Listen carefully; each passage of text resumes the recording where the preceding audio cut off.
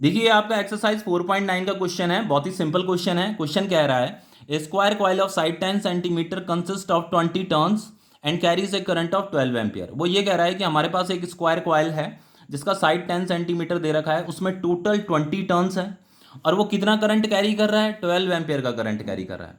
आगे लिखा है देखो यहाँ पे, the coil is suspended vertically. देखो कॉइल को जो है ना वर्टिकली सस्पेंडेड किया गया है। देखो जैसे मान लो ये आपका कॉइल है, ठीक है, इस तरीके से, ये जो मैंने पेन से बना रखा ना, ये आपका एक स्क्वायर कॉइल है और इसमें करंट ऐसे पास कर रहा है।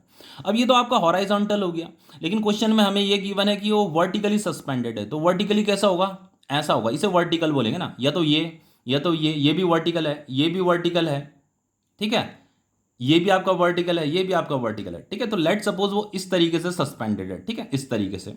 तो अगर कॉइल इस तरीके से सस्पेंडेड है तो उसका एरिया वेक्टर किधर होगा, ये उसका एरिया वेक्टर होगा, है ना। इस उसके प्लेन के परपेंडिकुलर होता है एरिया वेक्टर। तो जो ये एरिया वेक्टर है ना, इसी को नॉर्मल भी बोला जाता है, यही उसका नॉर्मल भी है और यही इसका एरिया वेक्टर भी है।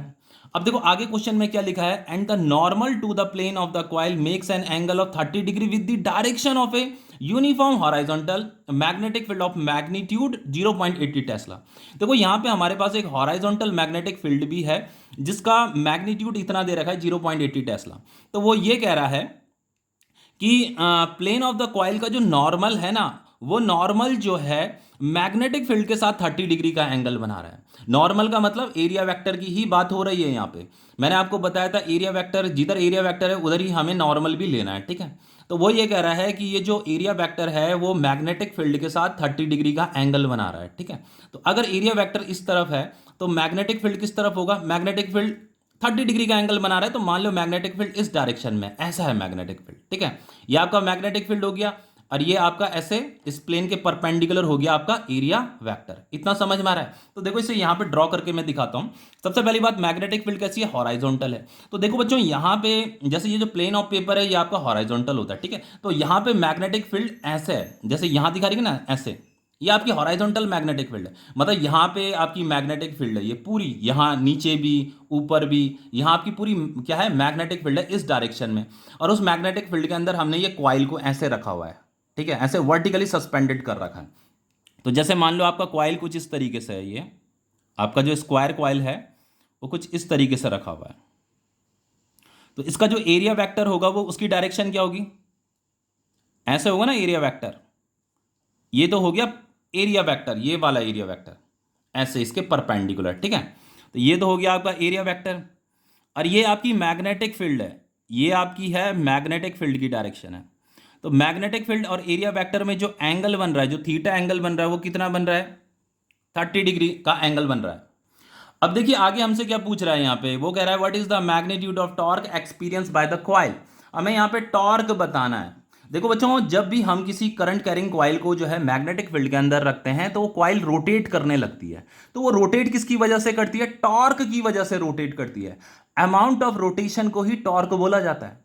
इसीलिए यहाँ पे हमें टॉर्क कैलकुलेट करना पड़ रहा है, क्योंकि ये क्या करेगी, रोटेट करेगी यहाँ पे, ठीक है। तो हमें यहाँ पे टॉर्क कैलकुलेट करना है। सबसे पहले टॉर्क का जो फॉर्मूला होता है वो क्या होता है, टॉर्क इज इक्वल टू होता है एम क्रॉस बी।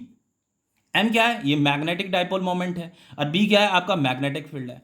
और बच्चों जो मैग्नेटिक डाइपोल मोमेंट होता है इसका जो फॉर्मूला होता है वो होता है आई ए क्या है एरिया और आई क्या है करंट है, ठीक है। तो देखो हम इसे कुछ इस तरीके से लिख सकते हैं, एम की जगह में एम है आपका मैग्नेटिक डाइपोल मोमेंट, उसकी जगह में मैं आई ए लिख सकता हूं और ये क्रॉस बी, इस तरीके से इसे लिखा जा सकता है।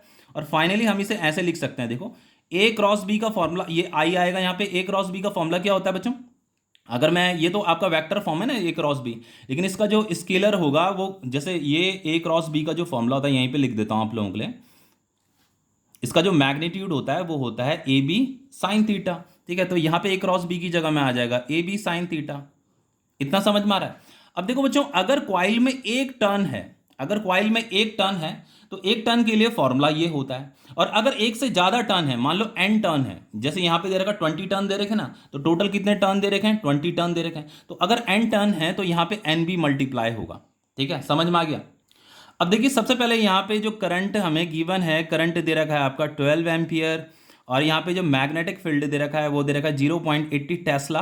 और जो एरिया है इस कॉइल का, एरिया हम कैसे निकालेंगे, देखो यहाँ पे साइड दे रखा 10 सेंटीमीटर ना, तो ये side into side, side into side area होता है। तो ये साइड है आपका 10 सेंटीमीटर, तो 10/100 इंटू 10/100, तो ये आप मैंने मीटर में कन्वर्ट कर दिया इसे, ठीक है। तो ये हो जाएगा आपका एरिया, हो जाएगा आपका 1/10, ये 10 आएगा, यहाँ पे भी 10 आएगा, तो 1/10 इंटू 1/10, तो एरिया हो गया आपका 1/100। इसी को हम लिख सकते हैं 10⁻², ठीक है, मीटर स्क्वायर। ये हमारा एरिया निकल गया। अब हमें जस्ट यहाँ वैल्यू पुट करनी है।